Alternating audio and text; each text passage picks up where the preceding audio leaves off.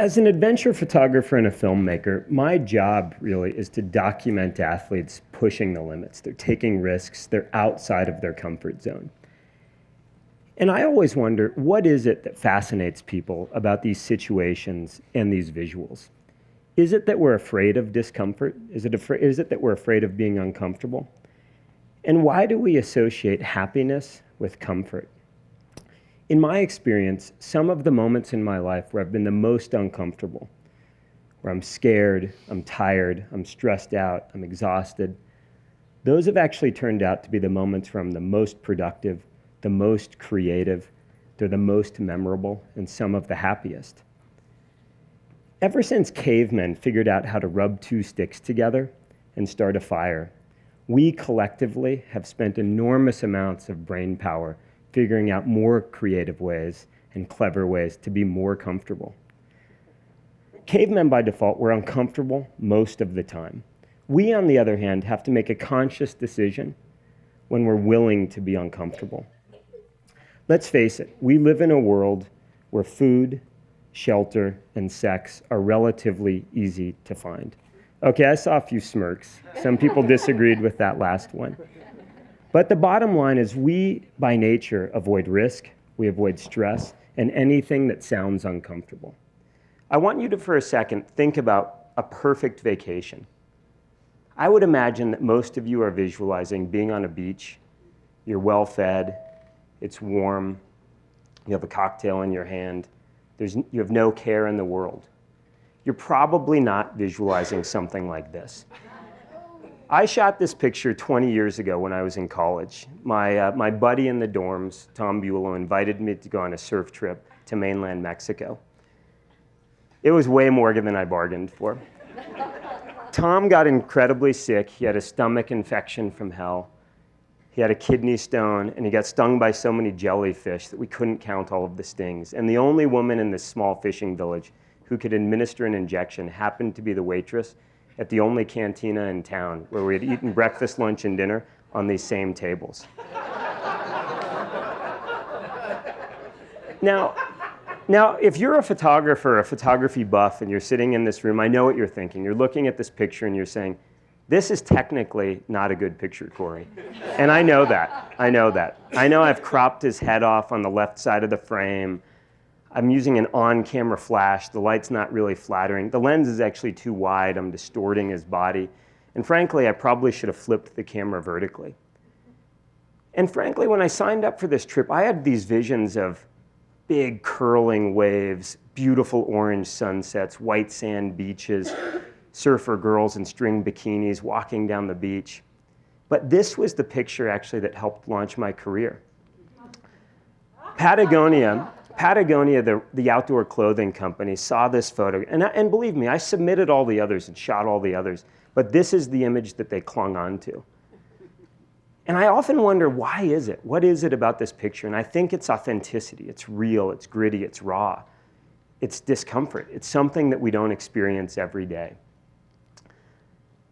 I realize now as I reflect back that discomfort has been part of my career from the very beginning. But it's not just about photographing or filming people and putting them in front of the lens when they're uncomfortable. It's about actually embracing discomfort behind the lens. I've realized that when my heart is beating at 130 beats per second and sweat's dripping into my eyes and I'm a little scared, I'm the most creative. I enter what's called the flow state. I don't know, maybe by a show of hands, how many folks in this room have slept at 16,000 feet? And in an aisle seat on a United Airlines plane, that doesn't count. But I'll tell you, it sucks. It's really hard to breathe. You wake up in the middle of the night and you're gasping for air because the air is so thin. But the reality is, I saw the potential here. I was standing on a ridgeline in the Karakoram Mountains of Pakistan, and as I watched my two buddies, David Lama and Peter Ortner, crawl into their sleeping bags to cook dinner, all I wanted to do is crawl into my sleeping bag and close my eyes and hunker down for a miserable night of sleep. But I could feel it in my heart, and I could see it in my brain, that there was the potential to make an interesting photograph.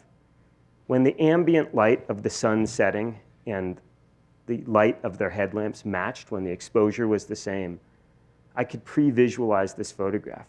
But here was the catch. I had to hang out for another 45 minutes. And I was super dehydrated. We'd been climbing all day.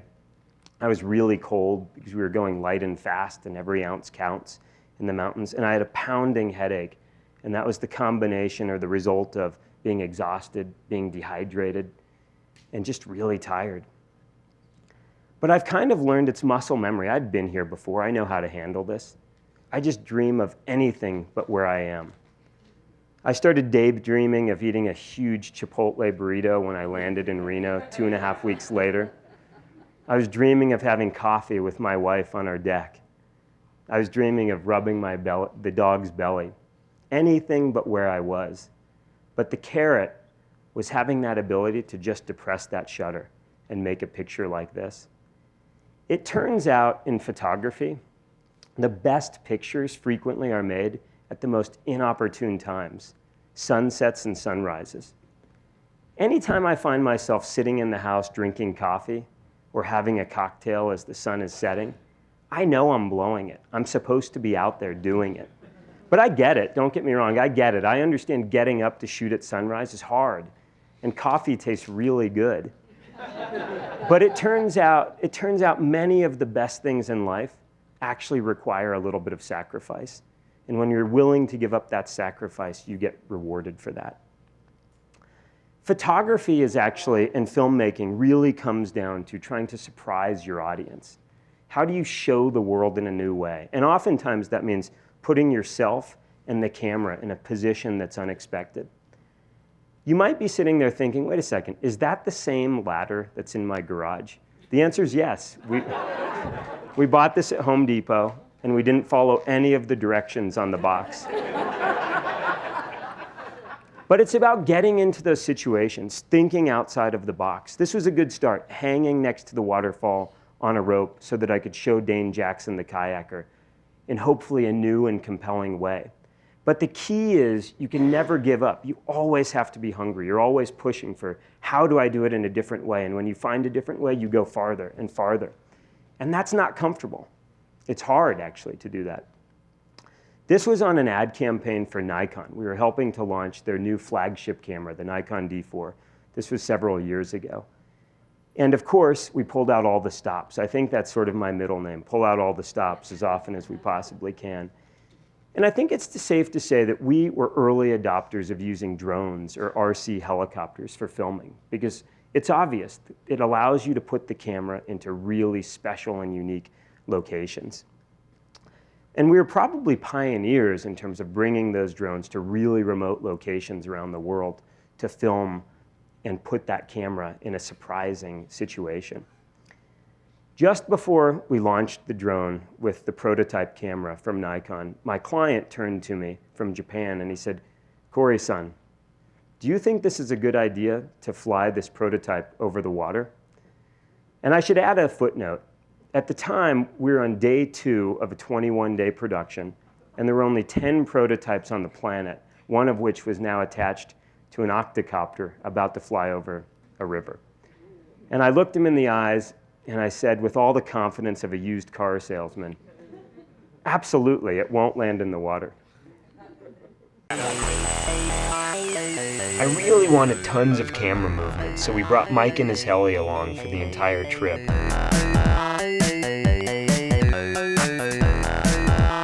We tried to be methodical and safe about each shot, but on day 2, we pushed it a little too far. We got a ditch in the woods. Heli down. Good save, Mike. Way to keep it out of the water. The camera made it.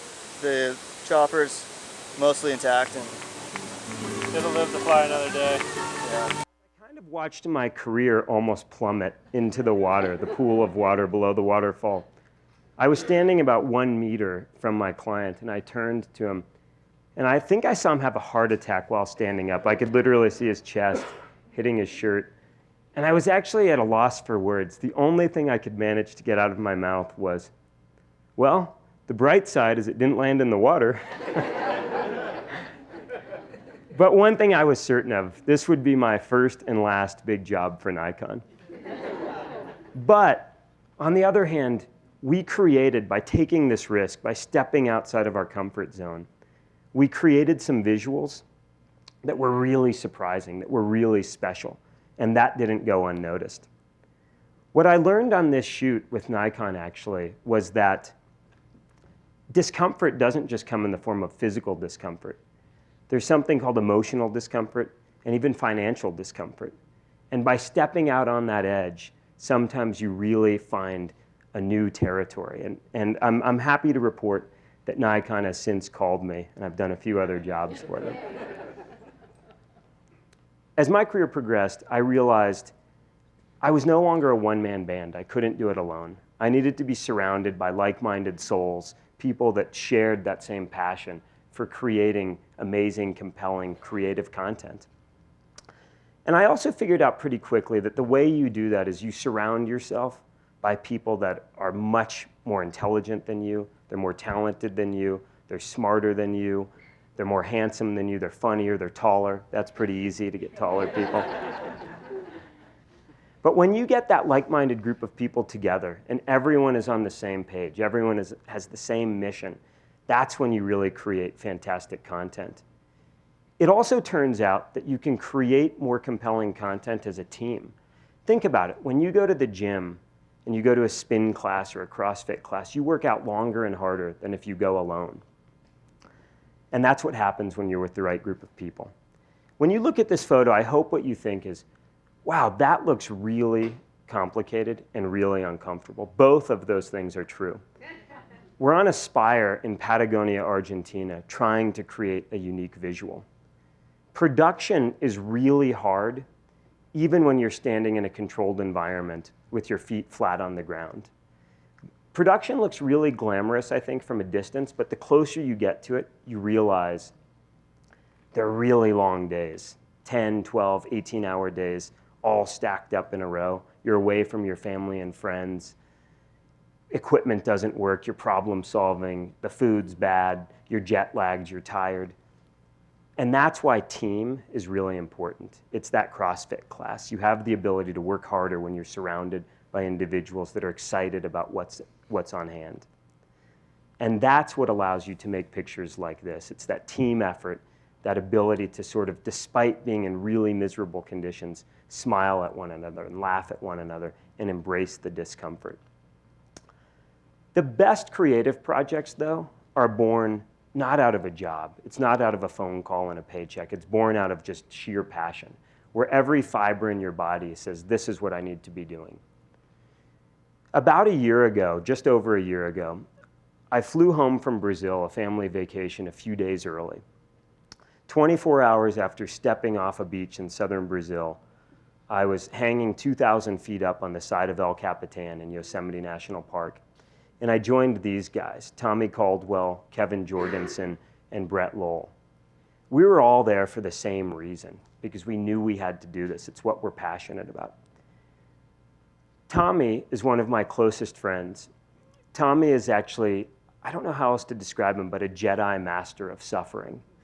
He has this amazing ability to have singular focus. Tommy's been working on this climb, the Dawn Wall, for 7 years. Winters and summers, through rain and snow. He's missed family vacations and family holidays. But he has this ability to just stay focused. He seems to be totally unaffected by discomfort. He's the only person that I've met on the planet that does not have a discomfort gene or isn't affected by discomfort. Tommy and Kevin were trying to free climb the longest, hardest route in the world. And Brett and I were on the wall trying to document that fight, document that journey as still photographers and filmmakers. Collectively, we've spent years literally on walls like this, hanging in harnesses, sleeping in portaledges, rationing water, eating canned food, getting smelly and dirty, pooping in bags because there's no bathrooms or showers up there. But that's the price of admission so that you can press the shutter and make pictures like this, hanging out on a portaledge. Those moments when the light and the athlete are in sync and you get to depress that shutter and create something that hopefully moves people. Tommy and Kevin figured out that the way they could climb the Dawn Wall was they needed really cold temperatures so that they could hold on to the razor thin edges and stand on those same thin edges.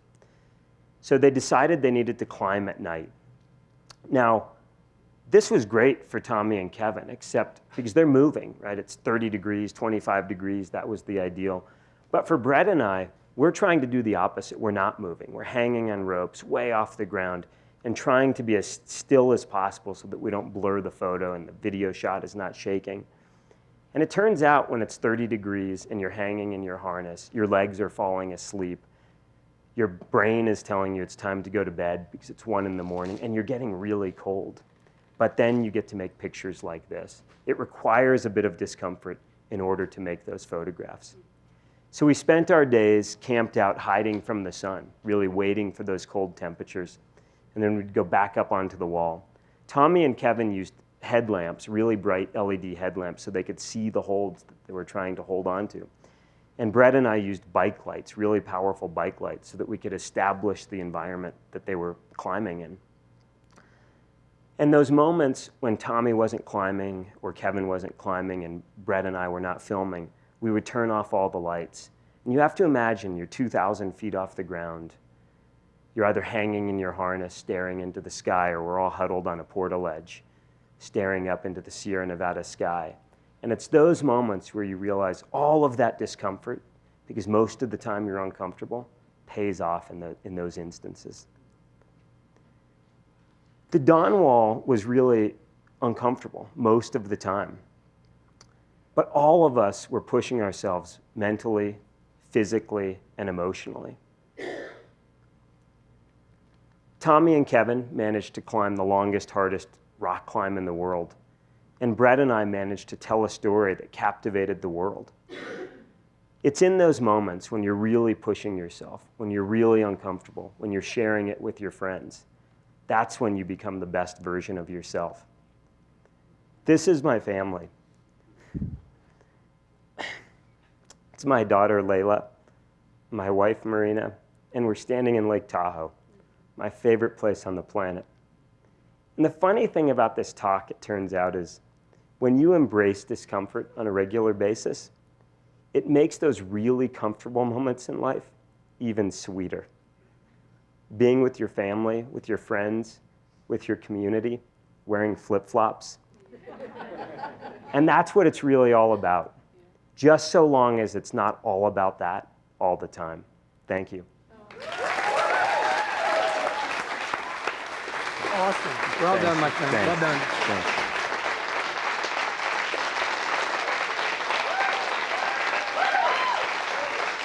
Well done.